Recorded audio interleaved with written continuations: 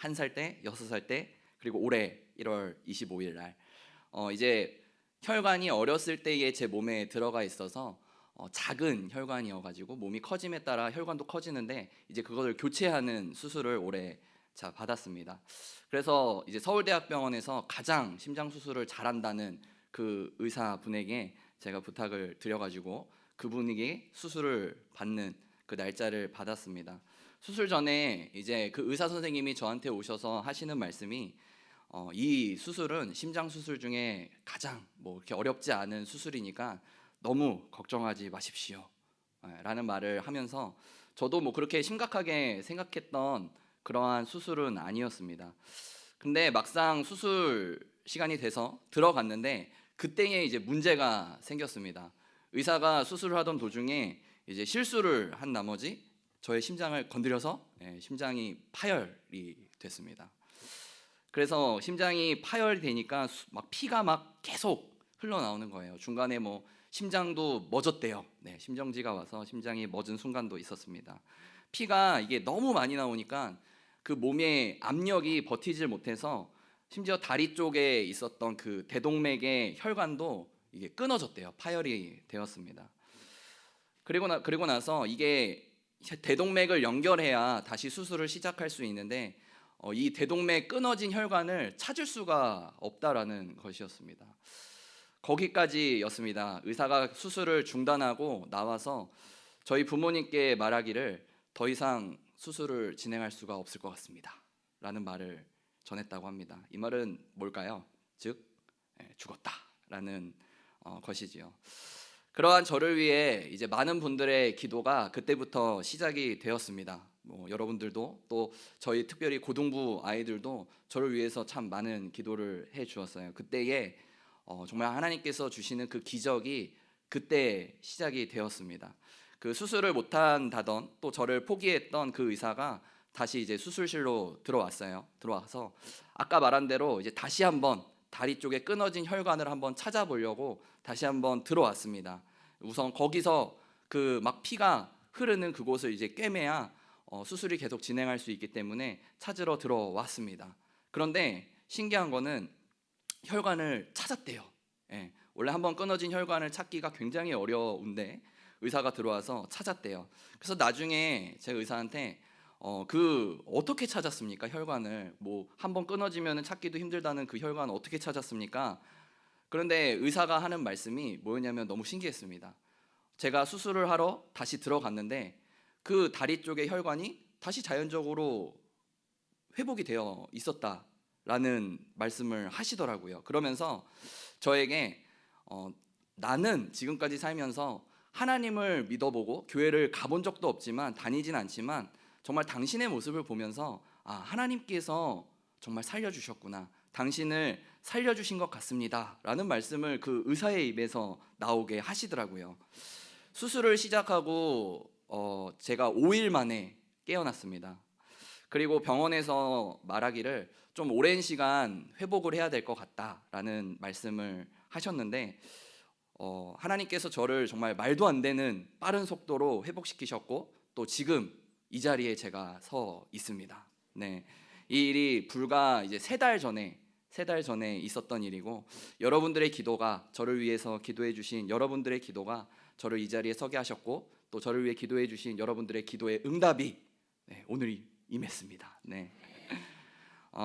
하나님께서 지금도 그 십자가를 의지하여 나아가는 자들에게 그분의 어떤 선하신 능력과 또 하나님의 능력을 나타내시는 분이심을 우리가 믿고 오늘 말씀 가운데 하신 하나님의 말씀을 또 경청하고 듣는 이 시간이 되었으면 좋겠습니다. 우리 다시 한번 신명기 10장 12절에 있는 말씀을 같이 한번 읽어보도록 하겠습니다. 이스라엘아, 내 하나님 여호와께서 내게 요구하시는 것이 무엇이냐? 곧 내 하나님 여호와를 경외하여 그의 모든 도를 행하고 그를 사랑하며 마음을 다하고 뜻을 다하여 내 하나님 여호와를 섬기고. 여러분, 하나님께서 우리에게 요구하는 것이 있다고 말씀을 하십니다. 그 요구하는 것이 무엇이냐면 너희가 하나님을 경외하라, 그리고 그의 모든 말씀을 너의 삶의 자리에서 행하여라, 그리고 그분을 사랑해라, 너의 마음을 다하고 뜻을 다하여 하나님을 섬겨야 한다 여러분, 우리가 교회를 다니면서 신앙생활을 하면서요, 사실 너무나도 많이 들었던, 또 설교의 자리 가운데에서 너무 많이 들었던 하나님의 말씀입니다. 근데요, 대체 왜 이래야 하냐는 것입니다. 왜 사랑하고, 왜 말씀을 지키고, 왜 하나님을 따라가야 하며, 왜 나의 삶에서 믿음을 지켜야 되고, 다른 일보다, 내 중요한 일들보다 하나님을 예배하는 것을 더 중요하고 우선순위로 생각해야 하는가? 하나님 좋으라고요? 아니면 하나님 영광 받으시라고? 우리는 그렇게 창조된, 그러한 이유로 창조된 존재라서, 저도 처음에는 그냥 그래야 되는 줄 알았습니다. 예수 믿는 사람은 처음부터 그래야 되는 사람인 줄 알았어요. 그러나 오늘 신명기의 말씀을 통해 하나님께서는 그 이유에 대해서 우리에게 명확하게 말씀을 해주시고 계십니다. 우리 13절에 있는 말씀을 같이 한번 읽어보겠습니다. 내가 오늘 내 행복을 위하여 내게 명하는 여호와의 명령과 규례를 지킬 것이 아니냐. 아멘. 하나님께서 하나님께 예배하고 찬양하고 기도하고 그 하는 신앙생활의 그 모든 것들이 물론 하나님의 기쁨과 영광을 위함도 있지만, 하나님께서는 그 모든 것들이 다 오늘 너의 행복을 위하여 하는 것이라고 말씀을 하십니다. 저는 이 말씀을 보고요, 굉장히 큰 감동이 있었습니다. 하나님께서 자신이 창조하신 그 피조물을 그저 하나의 소유물로 생각하신 것이 아니라, 그저 자신만을 위하여 만드신 것이 아니라 얼마나 우리를 사랑하시는지, 또 얼마나 인격적이신 분인지를 보여주는 말씀 중에 하나가 저는 오늘 신명기 10장 13절에 있는 말씀을 통해 보게 됩니다. 하나님께서 말씀하시는 것들이 나를 위한 것이었구나. 나의 삶에서 내가 행복하게 살아가기를 원하셔서, 그 안에서 행복을 얻길 원하셔서 하나님을 향해 나아가라고 말씀하신 것이구나. 여러분들의 신앙생활은 행복하십니까? 여러분들의 삶은 행복하세요? 별로 안 행복하신 것 같아요. 행복하지 않다면 왜? 예수님을 믿지만 어떤 이는 기쁨과 행복을 말하고, 왜 어떤 이는 항상 힘듦과 슬픔만을 이야기할까? 여러분, 민수기 13장에는요 이스라엘 백성들이 가나안 정탐을 하는 장면이 나옵니다. 12명의 정탐꾼이요 가나안 땅으로 출발을 합니다. 그리고 가나안 땅에서 그들은 똑같은 것을 보았고요, 똑같은 것을 들었고 똑같은 것을 느꼈습니다. 그리고 돌아와서 보고하는 내용은 두 가지 의견으로 나뉩니다. 12명이 돌아와서 공통적으로 이야기하는 것은 과연 그 땅은 젖과 꿀이 흐르는 땅입니다 라는 말을 공통적으로 합니다. 그러나 여호수아와 갈렙은 그 땅을 보고 하나님의 말씀, 그리고 언약, 그리고 하나님에 대해서 말을 합니다. 나머지 10명의 정탐꾼은 그 안에 하나님은 빠져버리고 우리를 말을 합니다. 내가 감당할 수 없습니다. 내가 할 수 없습니다. 나는 이길 수 없습니다 라는 말을 합니다. 여러분, 여호수아와 갈렙만 특별한 사람이고 나머지 사람들은 특별하지 않는 그냥 다른 사람들입니까? 아니요, 모두가 똑같이 하나님을 믿었던 사람들입니다. 똑같이 애굽 땅에서 그 하나님의 역사하심을 그 눈으로 보았던 사람들이고요, 하나님의 인도하심을 믿고 그 약속하신 땅을 향하여 가던 사람들이었습니다. 하나님의 말씀과 언약을 받은 백성들이 지금 여기 나오는 그 이스라엘 백성들이었습니다. 그러나 그들의 삶의 영역 가운데서는 영역을 나누기 시작합니다. 구분을 지어요. 그리스도인들이, 하나님을 믿는 사람들이 하나님께서 계시는 영역과 또 하나님께서 계시지 않는 영역, 즉 나의 영역으로 구분을 합니다. 하나님의 능력을 제한하기 시작해요. 말씀과 기도의 능력을 한계를 딱 짓습니다. 그렇기 때문에 우리는 교회 안에서는 하나님을 이야기하지만 교회 밖, 나의 삶의 자리에서는 나를 말하기 시작합니다. 그리고 이러한 모든 것들이 하나님의 일을 감당함에 있어서 다른 말들로 드러나기 시작합니다. 제가 바빠서 조금 여유가 생기면 그 일을 하겠습니다. 특히 우리 고등부 아이들이 굉장히 많이 하는 말은, 제가 고등부 때는 좀 공부 좀 하고 대학 가면 열심히 하겠습니다. 제가 나이가 많아서 할 수가 없을 것 같습니다. 제가 능력이 없어서, 돈이 없어서, 시간이 없어서, 피곤해서. 여러분, 똑같은 환경, 똑같은 여건 속에서도 하나님을 말하는 이가 있고요, 나를 이야기하는 사람이 있다라는 것입니다. 그러한 사람들에게 오늘 하나님께서 다시 한번 말씀하십니다. 우리 14절에 있는 말씀 다시 한번 읽겠습니다. 14절 시작. 하늘과 모든 하늘의 하늘과 땅과 그 위의 모든 만물은 본래 내 하나님 여호와께 속한 것이로되. 하늘, 또 모든 하늘의 하늘, 땅에 있는 모든 것들이 하나님께 속한 것인데 너희는 왜 하나님께서 하실 수 있는 영역과 나의 영역을 나누어서 걱정과 두려움에 살고 있냐고 말씀하십니다. 그러면서 또 하시는 말씀이 16절 같이 한번 읽겠습니다. 그러므로 너희는 마음에 할례를 행하고 다시는 목을 곧게 하지 말라. 우리에게 하시는 말씀은 마음의 할례를 행하라고 말씀을 하십니다. 겉으로 드러나는 행위의 모습이 아니라 너희 안에 성령의 은혜가 임하여야 함을 강조를 합니다. 그리고 목을 곧게 하지 말아라. 너희 안에 하나님보다 나를 더욱 생각하는 그 마음을 버리라고 말씀을 하십니다. 성경에 나오는, 아니요, 성경뿐만이 아니라 지금 시대를 살아가고 있는 우리에게 모든 죄의 원인은요, 내가 하나님보다 더 높아지는, 나의 삶 속에서 내 삶의 주인은 나다라고 말하는 내가 하나님이 되려고 하는 것에서부터 나오기 때문입니다. 그 죄는요, 오히려 하나님을 이야기하고 있지만 내 삶에서는 정작 나의 욕심, 나의 욕망, 이게 나오기 시작하는 게 바로 성경과 지금을 살아가고 있는 이 시대입니다. 이것이 죄. 저는 이거를 이렇게 말하고 싶습니다. 신앙의 이름으로, 하나님의 이름으로 자신의 욕망을 포장한 시대.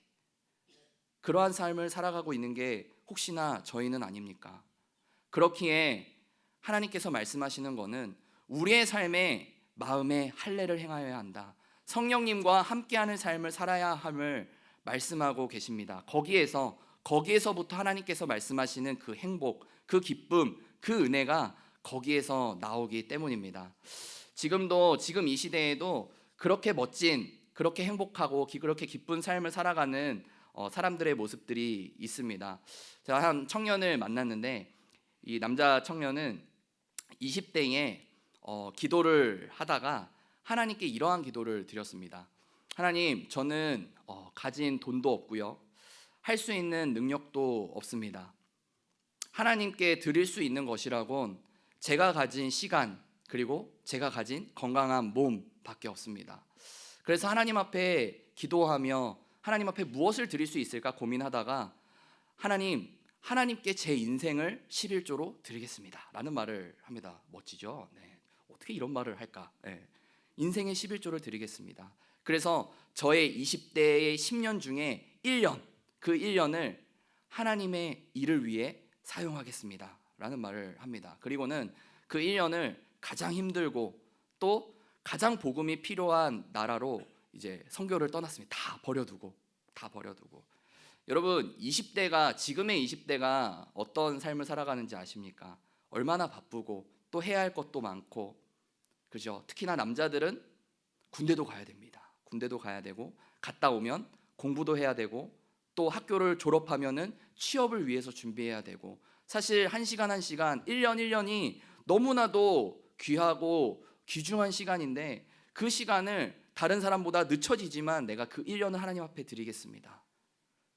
그렇게 지금도 주님과 동행함으로 날마다 채워주시는 그 은혜를 경험하면서 살아가고 있는 어떤 청년이 있습니다.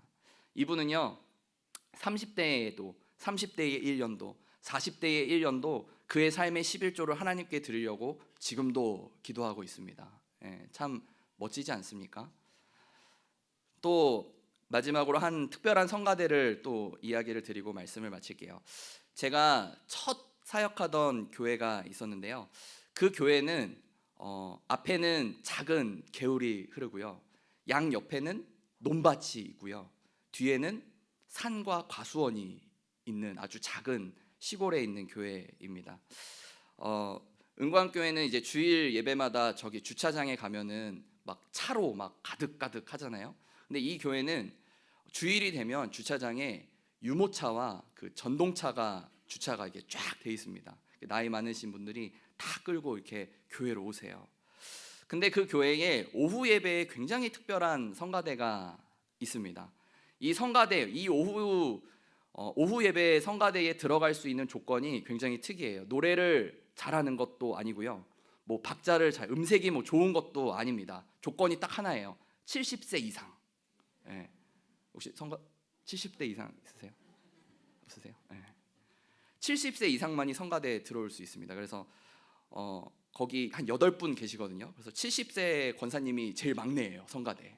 예. 그래서 막 80세, 90세 되시는 분들이 성가대에 계십니다.